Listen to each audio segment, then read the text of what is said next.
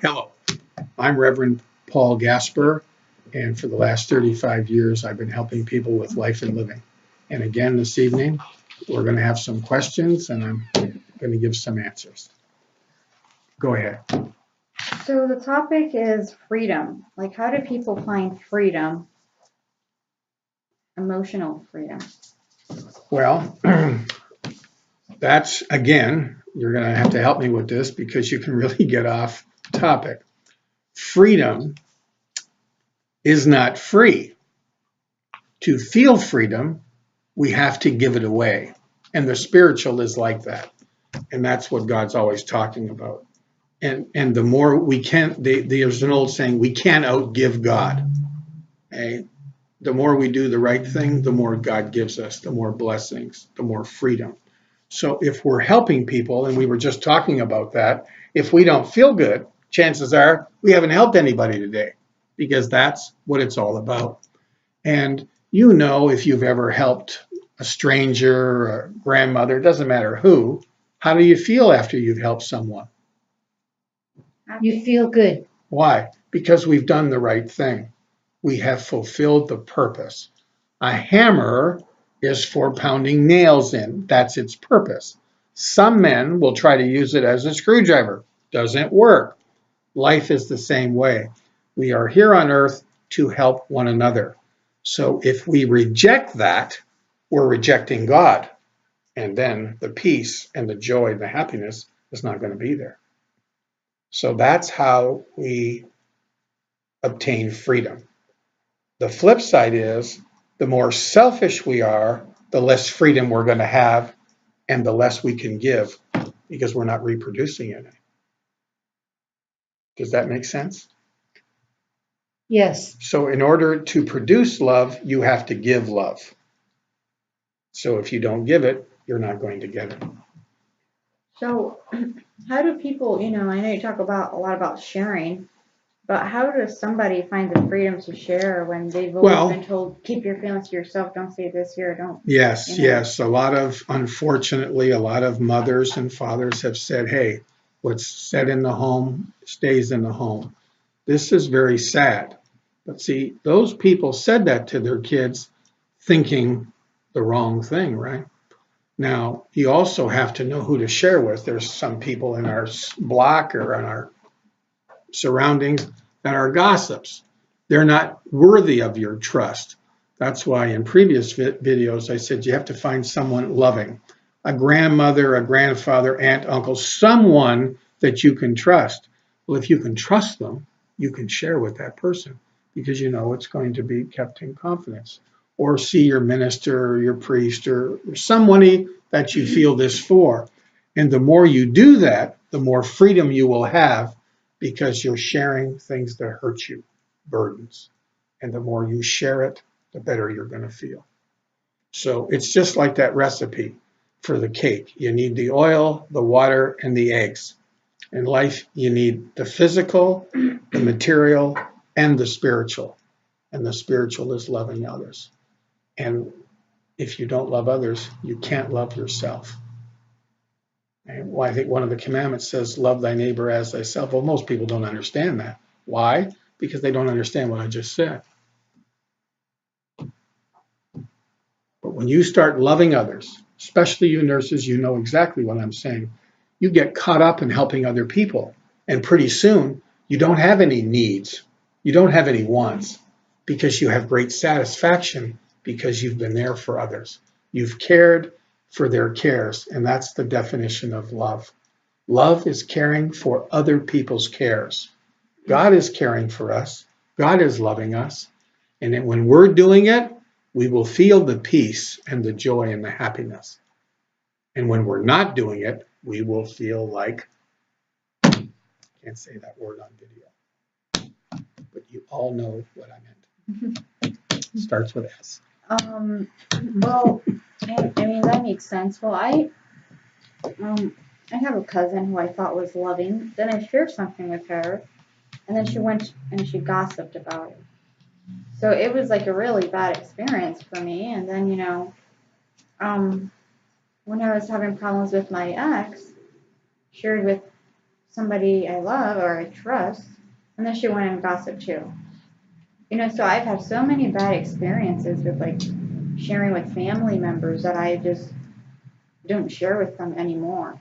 So what did you learn about your judgment, your assessment? That apparently, actually, I don't know. Maybe I haven't learned anything yet. No, you've been at this now for over a year. Oh. Now, I'm sure there's people you've shared with Oh, that yeah. you're glad you've shared with and were worthy of your trust. Right. So yeah, now I share with like people like you or like those groups I go to. And then, Your priest.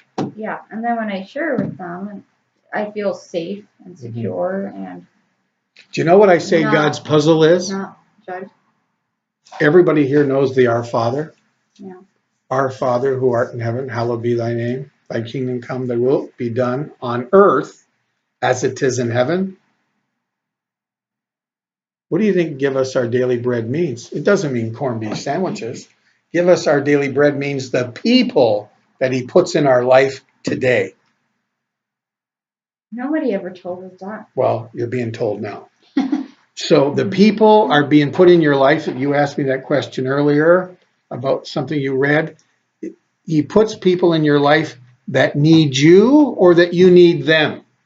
That's God's puzzle. It's way above us because we're human, but God is divine. So he knows.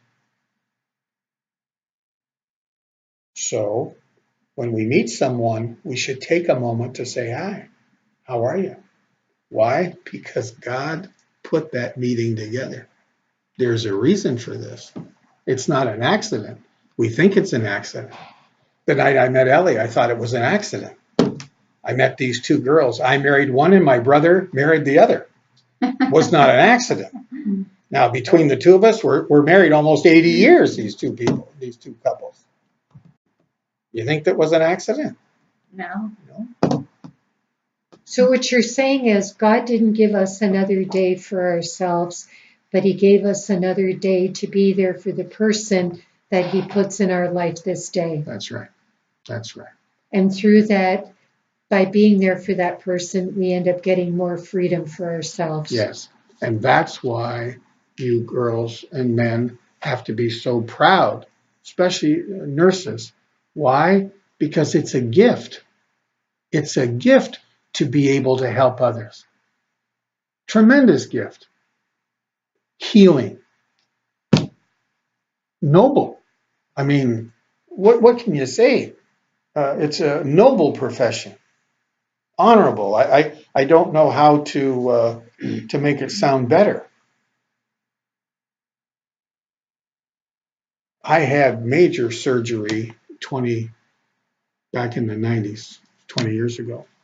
And I'll never forget, just before I went into the surgical room, the operating room, I was in this holding area, I guess, and you were there and Linda was there. And you laid hands on me. So I go into the operating room and the ceiling was like the biggest light bulb you ever saw. It was just pure white. And you couldn't see anybody. They were all behind me giving me intravenous's. And I had requested this woman named Susan. She was the anesthesiologist. And I said to her, because she wasn't in the rotation, but the surgeon and I had shared with one another. And I had shared with this woman, and I wanted her. And she said, Paul, that can't be. I said, okay. So I went to the surgeon. I said, and he made it happen, right? So I said to her, Susan, are you there? And she says, you know I am. And I was out like that. Mm-hmm. And then I had this major surgery, and I woke up, and they had all these pads on my stomach. I had almost 30 stitches or staples or whatever. And the woman come in, and they were giving me this morphine pump. And I said to the woman, I have no pain. And the nurse said to me, you're in tremendous pain. You've just had major surgery. And I said, I don't want to argue with you, but I don't have any pain. Mm-hmm. I don't know why I didn't, but I guess we do know why, don't we? Thank you, Jesus. Okay.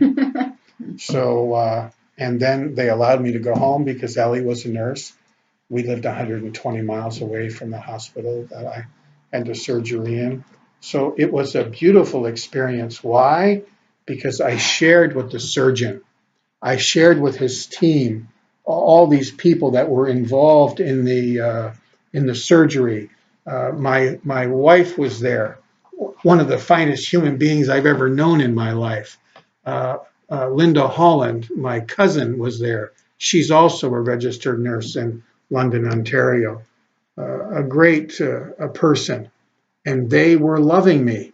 They were caring for me, and consequently, my fear had left me, and I had peace going into the surgery. And freedom. Yes, and that comes from breaking the back of our selfishness.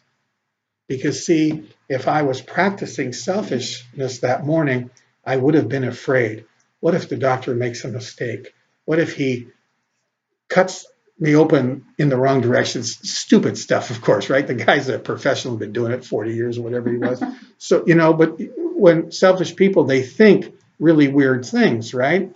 And they go in the hospital and they make the staff nuts because the staff knows the right thing. This guy doesn't know his ass from his elbow, and he's telling them how to do their job. I mean, it must make them crazy. But a person who has freedom can allow the professional their freedom to care for him. But a person who has no freedom, he wants to control. She wants to control because they know better. They don't have the education or the experience, but they think they know better. Am I answering the question that was put to me? So, and this is coming from another subject, self-respect. Because if we don't have self-respect, we can't give the other person the respect that they're due. And respect is even more important than love, because we can't love everybody because we don't know them, but we pass each other in the grocery store or in a library or where at church. We can show respect, getting out of their way, handing them the cart in the grocery store, saying, "Oh, you go ahead." We can show respect very easily. But we have to have freedom to do that. Okay? If we're always, this is my cart, and I want the first parking spot, and that's not freedom. You're being totally controlled. There's no peace and joy in living like that. Right? That guy cut me off. He didn't cut me off. He just is going in that direction, so he needed to be in the lane that's right in front of you. How did people get to that point, though, which you're talking about right now, people who have lack of freedom? Why is it that they're, you mentioned controlling? There's an old saying, there was an Indian boy, went to his Indian chief grandfather, and he said, "Grandpa, why are men like this?" And the grandfather said, he was talking about some loving, some selfish. And the grandfather said to this Indian boy, he said, "Inside every man, there are two wolves. You become the one you feed the most. So if you feed the loving one more, you'll be more loving. If you feed the selfish one more, you will be more selfish." So if you're always saying, "You get up and take the dog out," or "Don't worry, honey, you sleep for a couple more minutes, I'll take the dog out." The dog's got to go. Which is the more loving thing to do? You sleep a few more minutes, I'll take the dog out. I thought that was a great response because I knew you'd say that, right? But you see, it's love is caring for other people's cares. And the more we care for others, the more we practice that, the less selfish we will be because we need less. Why? Because when we're at peace, when we're in joy, when we're in happiness, what do we want? Nothing, because we're okay. Chair's good. Back, I'm comfortable. I don't need anything. Cup of tea, an oatmeal cookie would be nice. Not much. Is that a good answer? Mhm. You liked it? Mhm.